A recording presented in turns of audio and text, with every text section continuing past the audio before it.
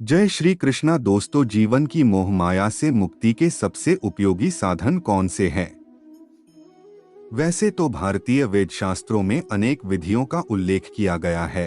समय काल परिस्थिति अनुसार कुछ मार्ग कठिन और कुछ सरल एवं सुगम प्रतीत होते हैं, जैसे योग मार्ग, ध्यान पद्धति एवं आध्यात्मिक गुरु की शरण में यह संभव है। मेरे विचार से यह मोह माया से मुक्ति का एक सरल उपाय है। श्रीमद्भागवत गीता का पाठ है, जिसे आप सामान्य सामाजिक जीवन यापन करते हुए कर सकते हैं।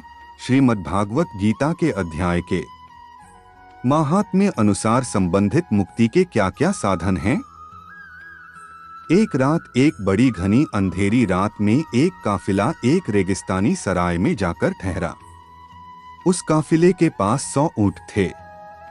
उन्होंने ऊंट बांधे, खूंटियां गड़ाई, लेकिन आखिर में पाया कि एक ऊंट अनबंधा रह गया है। उनकी एक खूंटी और एक रस्सी कहीं खो गई थी। आधी रात, बाजार बंद हो गए थे। अब वे कहां खूंटी लेने जाएं, कहां रस्सी? तो उन्होंने सराय के मालिक को उठाया और उससे कहा कि बड़ी कृपा होगी, एक खूंटी और एक रस्सी हमें चाहिए, हमारी खो गई है। 99 ऊंट बंध गए, 100वां अनबंधा है, अंधेरी रात है, वह कहीं भटक सकता है। उस बूढ़े आदमी ने कहा है, घबराओ मत, मेरे पास न तो रस्सी है और न खूंटी। लेकिन बड़े पागल आदमी हो, इतने दिन ऊंटों के साथ रहते हो गए, तुम्हें कुछ भी समझ न आई। जाओ और खूंटी गाड़ दो और रस्सी बांध दो और ऊंट को कह दो सो जाए। उन्होंने कहा है, पागल हम हैं कि तुम? अगर खूंटी हमारे पास होती तो हम तुम्हारे पास आते क्यों? कौन सी खूंटी गाड़ दें? उस बूढ़े आदमी ने कहा है, बड़े नासमझ हो, ऐसी खूंटियां भी गाड़ी जा सकती हैं जो न हो, और ऐसी रस्सियां भी बांधी जा सकती हैं जिनका कोई अस्तित्व न हो। तुम जाओ, सिर्फ खूंटी ठोकने का उपक्रम करो। अंधेरी रात है, आदमी धोखा खा जाता है, ऊंट का क्या विश्वास, ऊंट का क्या हिसाब? जाओ, ऐसा ठोको जैसे खूंटी ठोकी जा रही है। गले पर रस्सी बांधो जैसे कि रस्सी बांधी जाती है, और ऊंट से कहो कि सो जाओ। ऊंट सो जाएगा। अक्सर यहाँ मेहमान उतरते हैं, उनकी रस्सियां खो जाती हैं, और मैं इसलिए तो रस्सियां खूंटियां रखता नहीं, उनके बिना ही काम चल जाता है।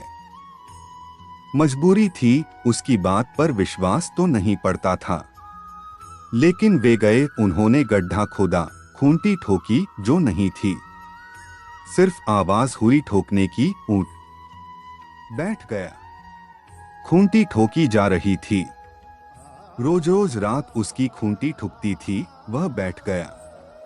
उसके गले में उन्होंने हाथ डाला, रस्सी बांधी। रस्सी खूंटी से बांध दी गई, रस्सी जो नहीं थी। ऊंट सो गया। वे बड़े हैरान हुए।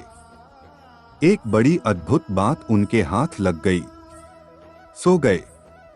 सुबह उठे, सुबह जल्दी ही काफिला आगे बढ़ना था।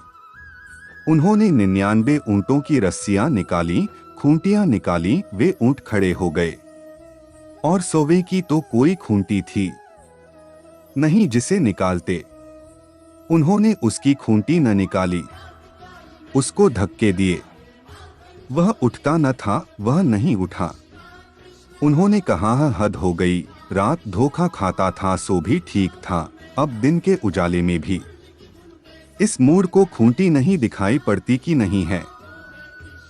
वे उसे धक्के दिए चले गए, लेकिन ऊंट ने उठने से इनकार कर दिया। ऊंट बड़ा धार्मिक रहा होगा। वे अंदर गए, उन्होंने उस बूढ़े आदमी को कहा कि कोई जादू कर दिया क्या? क्या कर दिया तुमने? ऊंट उठता नहीं। उसने कहा है, बड़े पागल हो तुम, जाओ पहले खूंटी निकालो, पहले रस्सी खोलो।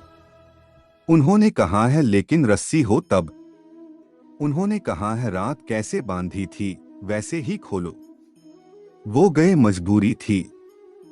जाकर उन्होंने खूंटी उखाड़ी, आवाज की, खूंटी निकली, ऊंट उठकर खड़ा हो गया। रस्सी खोली, ऊंट चलने के लिए तत्पर हो गया। उन्होंने उस बूढ़े आदमी को धन्यवाद दिया और कहा, है बड़े अद्भुत हैं आप ऊंटों के बाबत, आपकी जानकारी बहुत है।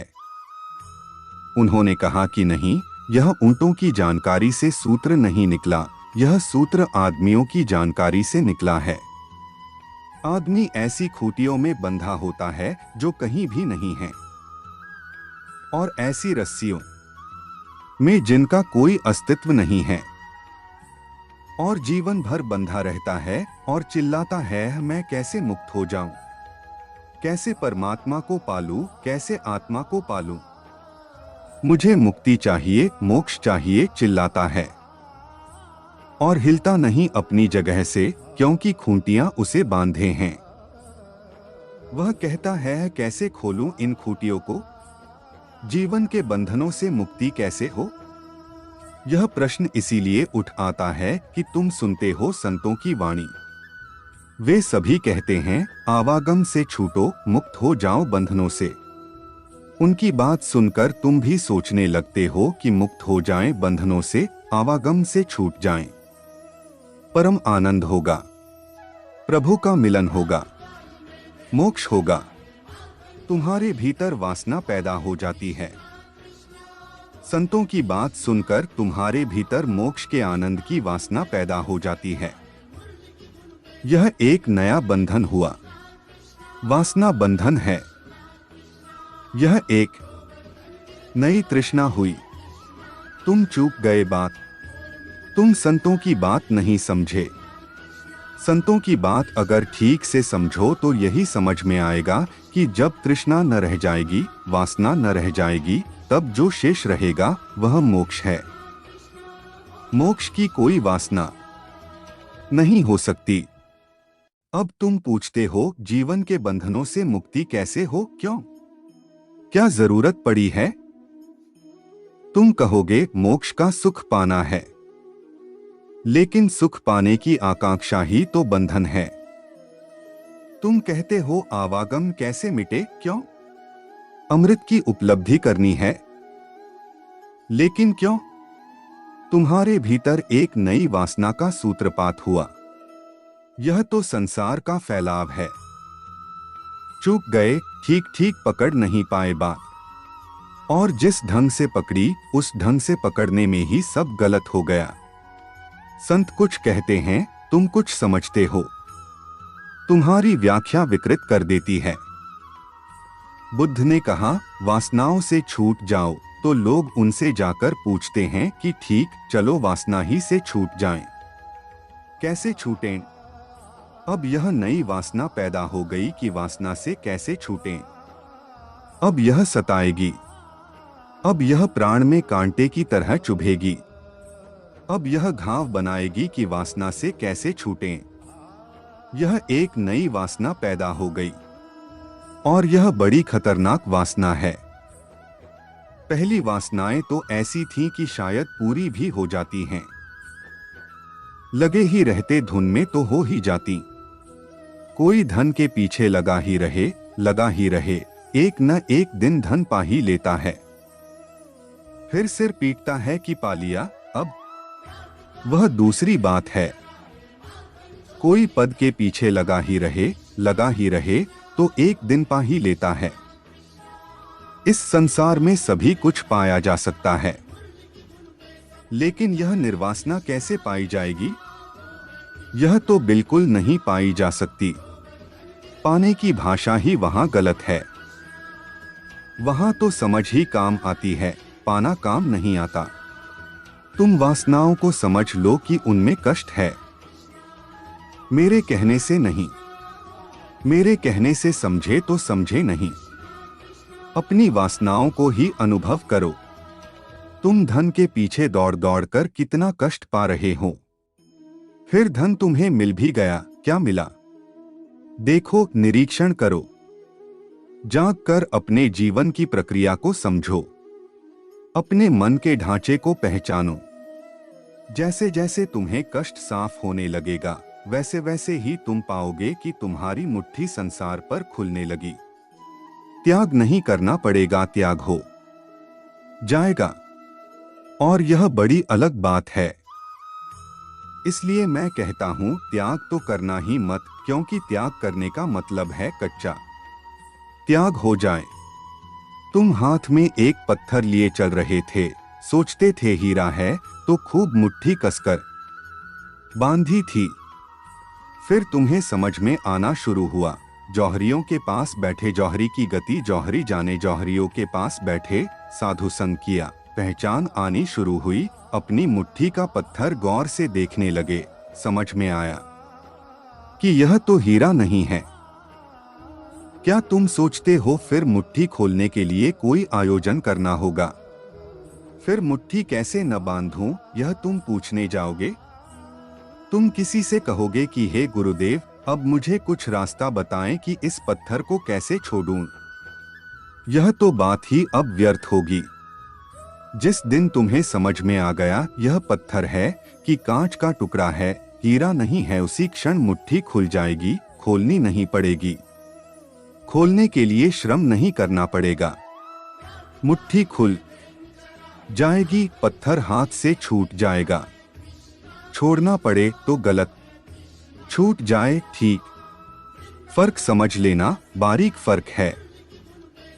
बाहर से जो देखेगा उसको तो कुछ फर्क नहीं दिखाई पड़ेगा।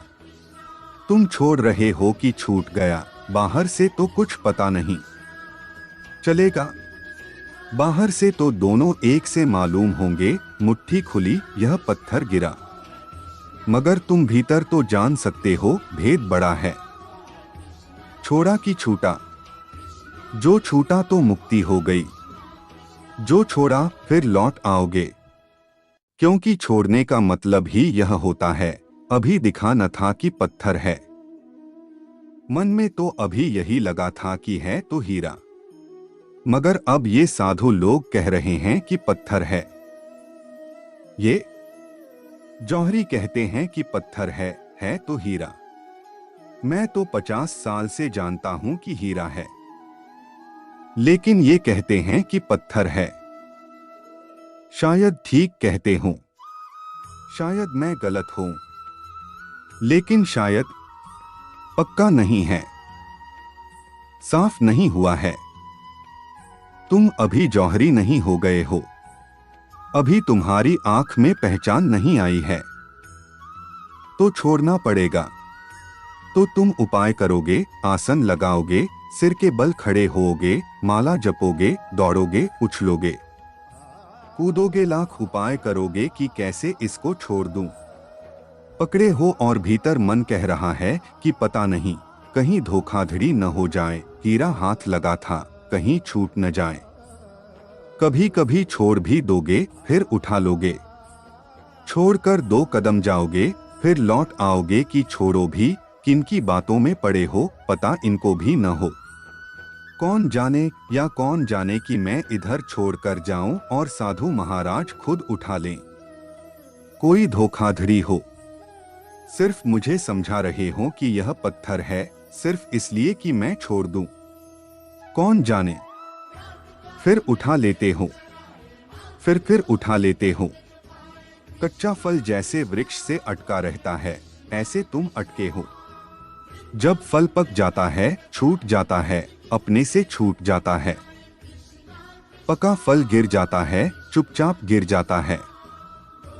मुक्ति के क्या क्या साधन हैं? इसका जवाब हम एक कहानी से समझें तो आसान होगा, जो कि संत फरीद के जीवन से जुड़ी है। एक व्यक्ति फरीद साहब के पास आया और कहा कि मैं इस दुनिया के बंधन से मुक्त कैसे हो सकता हूँ। ऐसा सुन फरीद साहब एक खंभे को डोट पकड़कर चिल्लाने लगे कि छुड़ाएं, छुड़ाएं। वो बंदा कहता है, आपने पकड़ रखा है, छोड़ दो, आप मुक्त हो जाएंगे। तब फरीद साहब हंसते हुए कहते हैं, जब इतना पता है तो खुद पर ये बात लागू क्यों नहीं करते?